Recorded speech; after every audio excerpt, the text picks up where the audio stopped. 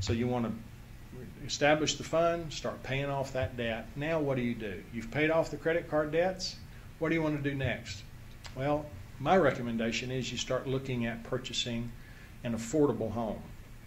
Now, I underline the word affordable there because it's crucial that you don't buy too much home, which is easy to do. Most of us have done it over time. And the way I like to help people figure out what's affordable is to do this.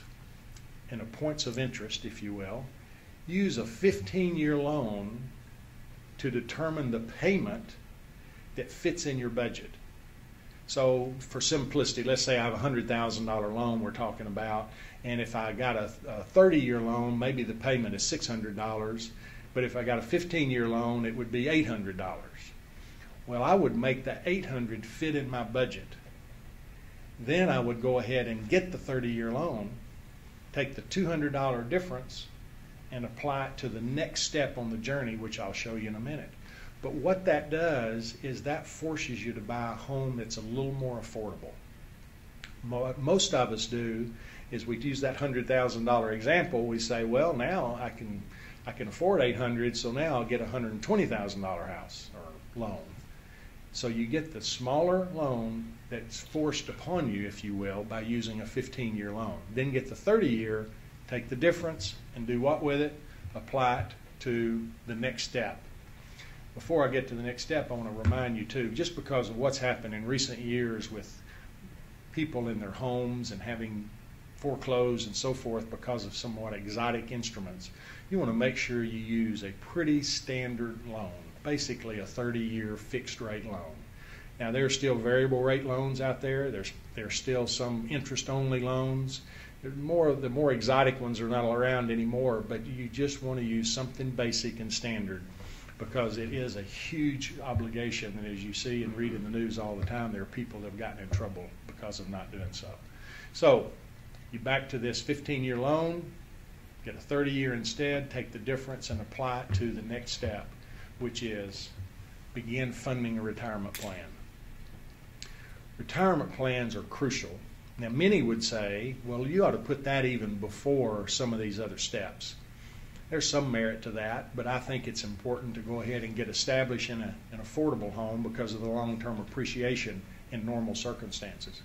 But why why start investing in a retirement plan now? Well, primarily it's because you want to benefit from the magic of compound interest. That is crucial in order to accumulate what you need over a long period of time in order to retire. Now, for an illustration here, let's just imagine you put $4,000 a year. That used to be an IRA minimum. I guess I ought to increase that to the new maximums. That's an IRA maximum. $4,000 a year into some type of deferred or tax-free account. And let's say you can earn 10%, an average of 10% over 40 years. That could have been in the past. Maybe it's not quite that now, but I think you'll see from this illustration what will happen. What would you have after 40 years? Well, you would have invested $160,000. 4,000 times 40. How much would you have? $1.77 million. Pretty significant amount of money. But let's say you delay. You don't really want to spend that money or put that money aside right now. You want to have a little higher lifestyle or whatever. So you wait 20 years. And then in 20 years, you start putting that same $4,000 aside into the same type fund, and let's say you average 10% over the next 20 years. So now you've invested only $80,000, right? How much would you have? $229,000. What a difference. So the first 80 and the first 20 years grows to 229, and then the next 20 years grows up to $1.8 million. That is compound interest, and you must benefit from it. That is one of the rules of the road, if you will. Now, some of you may say, that I don't even need that much. Now, $1.7 million, especially for some physicians being able to earn quite a bit of money, isn't that much money. And here's one of the reasons why, and it's because it's not nearly as much as you think 40 years from now because of inflation. The impact of inflation on living expenses is crucial. I have a made-up couple that I use in my illustrations here, and this will kind of show you, if you can read that on the screen. On the far left in the blue box there, or the blue bar, is what their current living expenses are, $52,000. At 3% annual inflation, in 40 years, they need $170,000 to do exactly what they're doing today. Buy the same loaves of bread, the same cars and so forth. Well, that's huge. Well, most people say, well, but in 40 years, I'm not going to, kids will be gone, and I won't have a house payment anymore and all that. Well, first of all, most of the people I know still do have house payments, even though they are 60. But even in that scenario, look, that's $36,000 in their current cost, and in 40 years, that's $117,000. Again, just to live the same house, doing the same thing they do right now. So $1.7 million is a small number in 40 years, I promise you. So you must understand the importance of inflation and therefore use compound interest to offset it. All right, now we haven't completely funded our retirement plan by any means, but we are funding it. And now we still have some extra money. What do we do next? Now we look at a longer-term emergency fund. 3 to 6 months of your living expenses. These are for the real emergencies that you have over and above what's in your budget. You get laid up from some type of an accident, so you can't work for 6 weeks or 6 months or whatever, or you don't have a job, which is not overly common in your world, of course, but it can happen. That's what this emergency fund is for.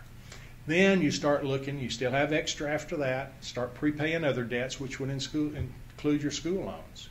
I wouldn't put those much ahead of step 8. Now, some might say that's the first thing you want to pay off. I think it's important to handle the other steps first. Then you start looking at your children's long-term costs. What are those? Well, college would be one. You want to help your kids with college. At least most want to do that. Weddings, especially if they're girls, and vehicles even. So think about those long-term costs. And then step 10, at this point, you're probably in the empty nest phase. Kids are gone, your expenses are a lot lower, and you still have excess. What I would encourage you to do is develop a plan still. I'm going to give a percentage, I'm going to enjoy a percentage, and then I'm going to invest a percentage, as opposed to just let it rule your life. Now, just to finish, I want to give you 5 financial wrecks, if you will, that I would recommend that you avoid. There are many, of course, but here would be one. Investing, quotes, with borrowed money or guaranteeing an investment. If you're investing with borrowed money, you aren't really investing. It's not yours to invest. It's more speculation. Now, granted, if you buy real estate, there'll be some amount of borrowing as well. But in particular, you want to avoid those where you are borrowing money just to make an investment. And then guaranteeing an investment is a great way to lose all you have, much more than what you actually invest. There are a lot of people in Northwest Arkansas right now who had a great real estate opportunity 4 or 5 years ago and were involved, and there would be plenty of physicians in this group, by the way, who were able to invest in these various partnerships because land was booming and everything was booming, and they had to guarantee the loans. Well, the property is worth 50 cents or less than what it was at that point, yet all those loans are still due. It is a great way to lose a lot of money. Just excessive lifestyle, excessive debt. As physicians, you'll have the opportunity to borrow a lot of money because banks will be glad to lend it to you because they believe you'll be able to pay it back. So you can ratchet up your lifestyle and you can regret it down the road. Lack of diversity in investments. Don't put all your eggs in one basket. That's a pretty old axiom, but it's true. Diversify. Insufficient insurance. I've talked about that a little bit, but you want to make sure you have sufficient insurance to cover your assets. And then again, obviously you're going to have malpractice insurance and those type of things, but you want to get with an insurance professional to make sure you have all the types of insurance that you need.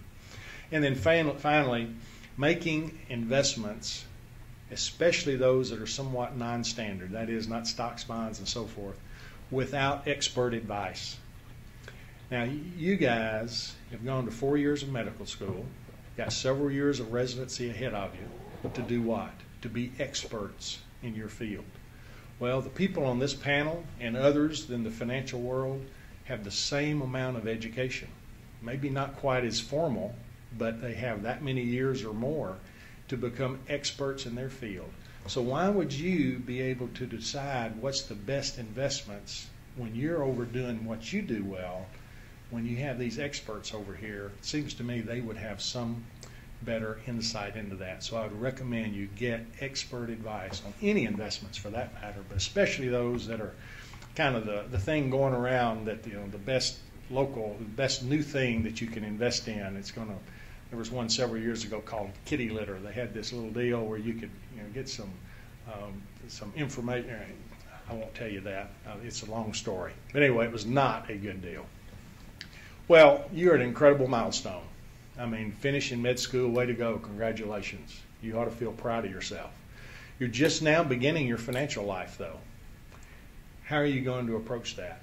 I'd recommend that you consider what is a real definition of financial success, like I shared tonight, and then start down that path, those steps, and consider along the way what you want to do to accomplish those goals that you have, and then go after it. So thanks for your attention. I appreciate it, and I wish you all well.